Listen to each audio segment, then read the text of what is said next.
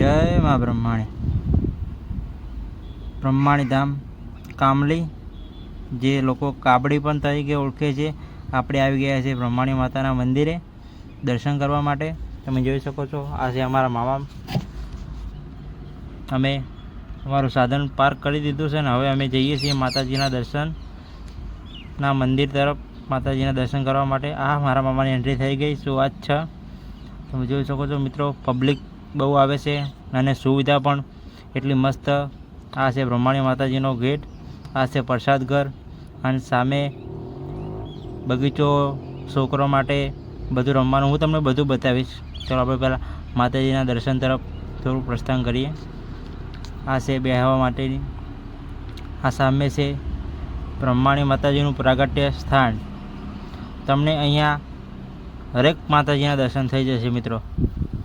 અમારી કુળદેવી છે એટલે અમે તો દર્શન કરવા આવી ગયા. જેની પણ કુળદેવી હોય તે પણ દર્શન કરવા જરૂરથી વધારજો મિત્રો. અને વ્લોગને આગળ એટલો બધો શેર કરો કે લોકોને ખબર પડે કે બ્રહ્માણી માતાજીનું પ્રાગટ્ય સ્થાન અહીંયા છે, આપણે આવેલું છે અને બહુ દૂર નથી.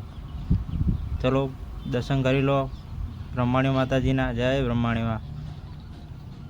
હવે બીજા અન્ય મંદિરોના ઘણા બધા મંદિરો છે, ત્યાંના આપણે દર્શન કરી લેવું ફટાફટ. ચલો અમારો ભાઈ થોડા ફોટા પાડે છે. આ છે વિષ્ણુ ભગવાન, આ ગુરુ દત્તાત્રેય. જય ગિરનારી. અહીંયા યજ્ઞકુંડ, એટલે અહીંયા કોઈને હવન કરાવો તો અગ્નિકુંડની પણ વ્યવસ્થા છે. આ શ્રીફળ વધારવાની વ્યવસ્થા છે. આ છે શીતળા માતાજી. જય શીતળામાં. જન્મદગ્નિ ઋષિ, રણછોડરાય, ચામુંડા માતાજી, સૂર્યનારાયણ દેવ, આનંદી દેવી, વિદ્યાદેવી, સરસ્વતી માતાજી, મહાકાળી માતાજી પાવાગઢ, બહુચરાજી માતાજી બહુચરાજી, અંબાજી માતાજી અંબાજી, ઉમિયા માતાજી ઊંઝા. ઊંઝાના બાજુમાં જ આવેલું છે કામલી ગામ. આ છે શંકર ભોળોનાથ દેવોનો દેવ મહાદેવ. આ પાતાળેશ્વર મહાદેવ. આ છે હનુમાન દાદા. આ છે કાલ ભૈરવ દાદા. બાજુમાં આવે છે ગણપતિ.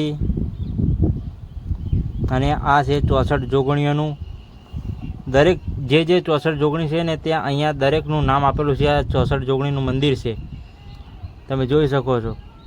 જયાદેવી, જયંતી, વિજયા, અપરાજિતા, દિવ્ય યોગિની, ઘણા બધા નામો છે મિત્રો.